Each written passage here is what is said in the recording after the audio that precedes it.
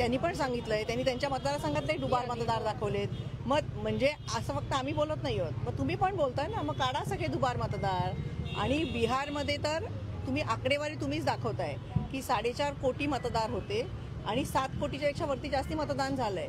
मग हे वरचे मतदान कुठून आले? आणि आपण सगळे बघतो की मुंबईतनं महाराष्ट्रातनं ट्रेन भरभरून लोक गेली, त्यांनी तिथे मतदान केलं, आता इथे महाराष्ट्रात मतदान करतील. म्हणजे आपल्याकडे निवडणूक आयोग तर काय बोलायचंच नाही, पण मला सुप्रीम कोर्टाला पण प्रश्न विचारायचा आहे की तुमचे डोळे उघडे आहेत की नाही काय जे चाललंय. आणि सुमो मोठं करा ना तुम्ही. प्रत्येक वेळेला कोणतरी कोर्टात जात आहे. आता शिवसेना आणि राष्ट्रवादीची केस किती दिवस चालली? 3 वर्ष तुम्ही पक्षाची केस लढताय आणि सुप्रीम कोर्ट एवढं बिझी आहे की त्यांना वेळच देत नाही.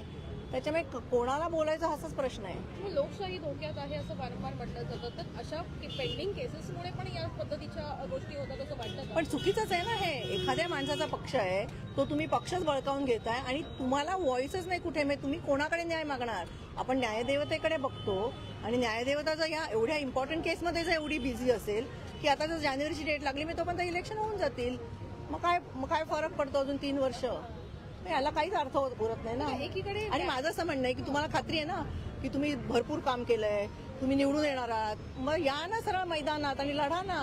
हे असं चोरी छुपे कशाला करताय? न्यायालयीन कचाट्यामध्ये असलेल्या कबूतरखानाचं पोस्टर ताडपत्री काढली तर गुन्हा दाखल नाही. 1700-1800 कोटीची लँड डील झाली, त्याच्याबद्दल 0 केस आहे.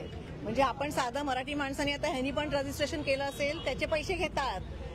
तुम्ही एखादी आईनी मुलाला गिफ्ट डीड केली तर ती फ्री आहे सांगतात, त्याच्यावरती जीएसटी लावतात. म्हणजे गव्हर्नमेंट सगळीकडनं साध्या माणसांना ओरखतंय. आणि 1800 कोटीची लँड डील 0 रजिस्ट्रेशन फी वरती होते आणि आता म्हणतात झालंच नाही. मग रजिस्ट्रेशन कसं झालं? डीलच झालं नाही तर रजिस्ट्रेशन कसं?